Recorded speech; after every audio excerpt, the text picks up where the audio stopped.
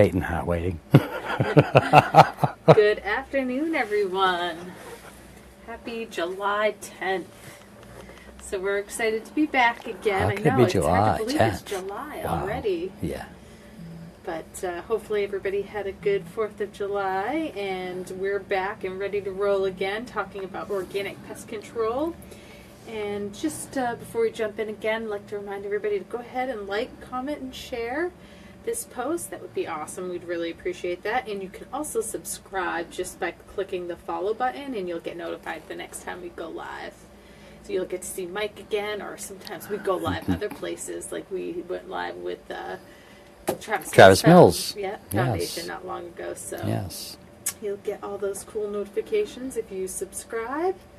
And so we'll come back here, and if you guys have your own questions about organic pest control, please chime in, because we've got Mike, our pest expert, here to answer all of them for you. So Well, we'll give it a try. If we can't give you an answer right now, we'll get an answer for you and get back to you. all right, see if you can test his knowledge today. I just came back from vacation. I'm not sure how much knowledge I have left. Oh boy, so we'll see. All right, so we'll start with the basics. I think the biggest thing is to really just start with what is organic pest control. I think people think they know, but I think it's really good to clarify. What is organic pest control? That's actually kind of I guess in real simple terms, it simply means that you're using an organic material, a material that is derived, it's made up of naturally occurring compounds to do pest control with. Of course, pest control is much more than just the material that you're using. There's a lot of things that go into that as far as cultural control and the practices that you're using and sanitation and all these different things that are all part of pest control. And the actual pesticide really is only a small piece of any really effective pest control program. Mm-hmm. So then maybe you could explain the difference between organic pesticides then versus synthetic pesticides. Yeah. I think that's really kind of where we get into the nitty-gritty. Yep.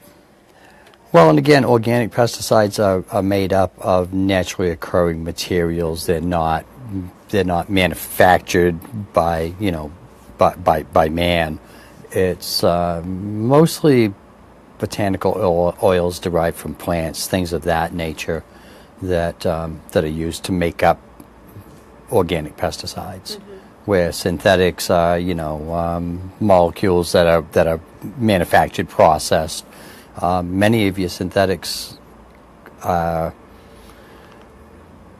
based on the same mode of action as organic materials are. It's just that they're manufactured to work in a similar manner. Mm-hmm.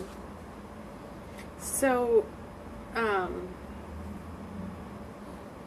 are there different techniques then to using organic over synthetic? Not really as far as application methods, those types of techniques. It's still very similar to what you would do whether you're applying a natural or a synthetic product. Probably the biggest difference is that with the organic materials, in most cases, you're actually using a much larger quantity. They're not as effective. They're slower acting. As a general overall statement. So you don't get the same residual, that lasting effect. In the efficacy, just isn't quite the same. So a lot of times you're using quite a lot more material than you actually would be if you were using a synthetic product. So does that mean that organic materials tend to be less toxic? Is that? No, not really. Not necessarily. Again, most of it is botanical oils. It's things that people think of as being considered, normally being relatively safe. But when you take these materials and combine them and formulate these products specifically to use as a pesticide, anything that is a pesticide you really can't say that it's totally safe. Even just because it's natural doesn't necessarily make it safe. Right. That was my next question. You know, things like organic things safe? like things like arsenic is natural. So that would be considered organic. Yes, yes, but you know, and used properly, then you know, various things like that certainly can be used safely. But that just because of the fact that it is organic, just because it is found in nature, does not necessarily make it safe or safer than a synthetic. So, from your standpoint, what's the safest way to use any pesticide, organic or synthetic? What is the safest way to use any pesticide is to practice integrated pest management and make the area that the pest is in less conducive, less attractive for them, whether that is changing your cultural practices on how you maintain, you know, your home, your lawn, your garden, sanitation, structural things, making the property less attractive for the pest anyway, and using as little pesticide as necessary. That's the safest way, no matter what you're using, you know, and the idea that, you know, I've been doing this a long time. Yeah. So when I started doing this, basically, you know, mostly what we did was we just went around and sprayed to kill things. Now we're really looking at why are they there, what can be done to make it less conducive for them, and the reliance on pesticides has changed dramatically. We do much more monitoring and inspecting and working with our clients on ways to resolve or minimize pest issues without having to be so dependent on pesticides. I think that's a really important point, because I think that perception many people have is the one from your earlier days of just spraying. I think that's I think that's what a lot of people. I think that's what a lot of people think. Yeah, you know, I mean, when I started doing this, we had pickup trucks with 50 or 100-gallon tanks and a power sprayer in the back of them that we just, you know, kind of hosed down around everybody's house. Right. Now we're doing the same thing. We're providing better results treating a small band around the perimeter of somebody's house, a 2-foot wide band, using less than a gallon of material where we used to use 10 or 15 or 20 or more,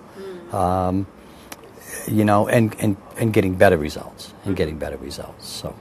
Yeah, so that's pretty interesting. So why would someone want to choose organic over synthetic then? What, you know? A lot of it is just, I think, you know, some of it certainly is there is a demand for organic, certainly in some food manufacturing, food handling, food processing types of facilities that are organic certified, that in order to meet the requirements of the USDA's National Organics Program, that's what they have to abide by. And some of it is just a matter of personal preference. We have some clients who, you know, they feel that organic, because it is natural, is just a better, more environmentally friendly type of service, that choose to have that type of service. So a lot of it really is personal preference. Yeah, yeah. Well, Peyton Hart is with us. Hi, Peyton. He asks, is organic pest control safer for dogs around the house? Always thinking of the dogs. You know, again, just as I said before, you know, it's still a pesticide. It still needs to be treated as a pesticide. It's important to read and follow the label directions. And as with most pesticides, you really should be keeping children and pets away from the treated surfaces until they've at least had time to dry. And after that, then? After that, most of these materials bond quite well with the surfaces that they're applied to. They really don't. They're not easily translocated. So for the dog to be out walking around the house after a treatment has been done, once it's dry, it's really, again, it's a pesticide. I don't like using the word safe. Yeah. Because like the whole concept of a pesticide, whether it's organic or synthetic, it's still designed with one purpose in mind. It's designed to eliminate a pest. It's designed to kill the pest or repel it. So to say that it's safe is a little, it's just an area that I don't really like to go to. But there is minimal risk, whether it's a synthetic or an organic material, once the material has had time to dry. Right. Good So question, Peyton keeps all his dog friends away from the area that the treatment's been done until it's dry, and then I would say there would be very minimal risk. Yeah. Perfect. All right. So it looks like I have the same question. Where's my next question? Oh, so yeah, this is one that I had in mind was, so if someone's to get the modern organic program, which pests can be treated with that particular program? Most of the common pests that we deal with, ants, roaches, rodents, things of that nature, organic material is relatively effective on. Again, it's slower acting, so it takes longer to get results. Okay. It takes more exposure to the product before you start seeing results, and realistically, they're usually not as effective as a synthetic product that is, specifically formulated for that purpose. But for the most part, most pests that we deal with, the exception really, mosquitoes are difficult to deal with organically unless you apply extreme amount of product on a basis that is so frequent, that we've chosen not to at this point to do that. There's also concerns because of these botanical oils with when you're doing mosquito type services, you're applying it to vegetation, the underside of leaves where the mosquitoes rest during the day, those types of things. So there's a concern with those with those organic materials potentially burning plants, causing damage to the plants. Right. So yeah.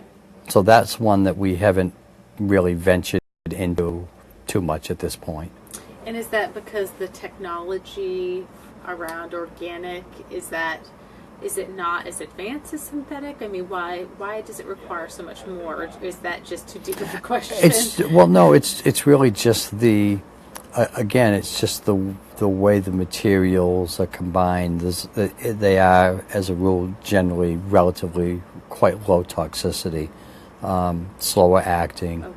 So it's just it just takes more of that material, and then when you're looking at applying it onto vegetation, things like that, because it is oil based, there is a risk of damaging plants. Right.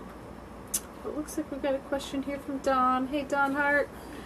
And he asks, is the treatment frequency the same as synthetic? Good question. Again, like I was just saying, like with mosquitoes, you would have to apply it much more frequently, which is one of the reasons that we haven't chosen to do that at this point. We do, on most of our programs, do them on the same service frequency that we do with synthetic. But again, it just takes longer to get results. People's tolerances for, their threshold for what they'll accept for pest activity needs to be a little bit higher. Some people are okay with having the house treated and, still seeing the occasional ant, and some people don't want to see anything. They want you to come treat the house and they want everything to be dead tomorrow, which no matter what you do, that doesn't happen. We're not applying anything so toxic that it's going to kill everything, as soon as it touches it. And I've always told people, if we were to do that, would you really want me to apply that inside or around your home, or your business? Either one. If it's that toxic that it's going to kill everything, immediately. So. Right. Good point. And so, when I think of organic pest control, I often think of DIY methods. What are the benefits of hiring a professional for organic pest control over DIY approaches? Well, again, there's much more to pest control, to pest management, than there is just applying a material. Right.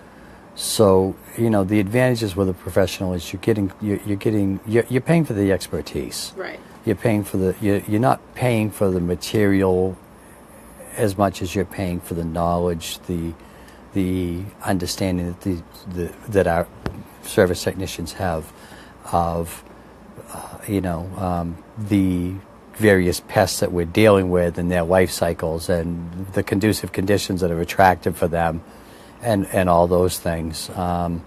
So there's a lot more to this than just making a pesticide application. So you're not getting that by going to one of the big box stores and just picking a product off the shelf. Mm-hmm. So that brings me to this question.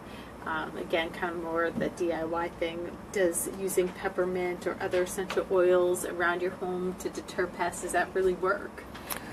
There are a lot of those products that do have repellent nature, and that's a lot of what the organic, those natural products are based on. Different types of oils like that. They do have a tendency to be repellent. They also have a tendency to be to have fairly strong odor, which sometimes people object to that as well, just because, unfortunately, people I think associate odor with it being harmful or toxic. So, and again, you're applying a lot more of that material instead of a gallon of a synthetic product around somebody's house. You might be applying 10 or 15 gallons of a natural product, which has a much higher odor, which then certainly at times causes people concern about geez, is this stuff safe? Right, and peppermint is quite strong. Yeah, so and there's just a lot of these materials that have different types of oils like that in them. Yeah. Yeah, interesting. And then whether or not people are probably using the right amounts, quantities, and the right locations, and all those. Yeah, exactly, and that's why that's why whether you choose to do organic or a more traditional with a synthetic product, you're still better off to have a licensed, trained professional who really understands the pest and their biology and their habits and what's conducive for them. We'll focus a treatment on the areas that are conducive for those insects versus just randomly spraying everywhere around your home or your property. Every spot you've ever seen an ant. Right. Yeah, because where you're seeing the ants may not be the source. Right. Sometimes what you're seeing, as the homeowner, and you're seeing the ants, wandering across your kitchen counter, which nobody wants to see. Right. Spraying, making a treatment where you're seeing the ants, is not necessarily going to resolve the problem. A lot of times they're there because, maybe there's some moisture there, some food crumbs, something like that, that is attracting them to that area, but that doesn't necessarily mean that that's where they're living. So you really need to understand what's the conducive area that they may be coming from, that they're nesting in, and focusing on that. So you're really looking at getting to the root cause of the problem versus treating the symptom. Right, and I can just imagine, like, as a DIYer, and I'm applying organic or synthetic on my countertops. I mean, that's a surface that. And I think sometimes, right, and I think sometimes people think because something is natural that means they have that perception that because it is natural, because it's organic, that it is safe and that it's okay to do that. And you still really need to think about the fact that these materials are pesticides. The way they're formulated, they're designed to eliminate that pest. Mm-hmm. So they still need to be treated. They still need to be treated respectfully. Well, and some of those oils aren't meant for ingestion either. No, absolutely not. And no. So if you're putting it on a surface where you're prepping food, it's like yeah, definitely would not be a recommended practice. Certainly not a practice that a licensed professional would be doing. Right. So Peyton has another question. Does the weather affect organics the same as synthetics? Okay. Again, most of these materials bond quite well with the surfaces that they're applied to. So once they're dry, the weather doesn't impact them greatly. So there's not a huge difference between how the weather would affect it, no matter whether it's a natural or a synthetic product. Another question that I just thought of too was price. So if you're going with a pest control company with it for an organic, seems like there's a price difference. Is that true usually? Yes, that usually is true. And again, a big part of the reason for that is that the natural organic products actually are much more expensive for us to buy, and in a lot of these cases we're applying a much greater quantity of the material, so it takes longer to make those applications. Okay. It takes much less time to treat a house where you're using, you know, a gallon or two of material around the perimeter of a house than it does if you're applying 15 gallons. Right. So, you know, So there's more time there's involved, longer. Right. The cost for the material is more expensive, as well as, you know, the length of time that it takes to actually do the service requires more time. So, as a general rule, pricing obviously has to reflect that. So. Right. I know a lot of people ask about that too. So, yeah, definitely. So those are most of my questions, and I didn't have a ton this time around. Unless anybody else wants to chime in, we're happy to answer your questions as well. But we'll probably be wrapping things up here. Again, just want to remind everyone to go ahead, like, comment, and share these posts. We really appreciate that. And go ahead and subscribe by clicking follow, and you'll get notified next time we go live. It could be with Mike, or it could be with anyone. You never know. We might have a surprise guest or something. Yeah. Who knows? You never know. Try to keep it interesting. So. Well, great. Thanks, everybody. Have a great day. Thank you, Danielle.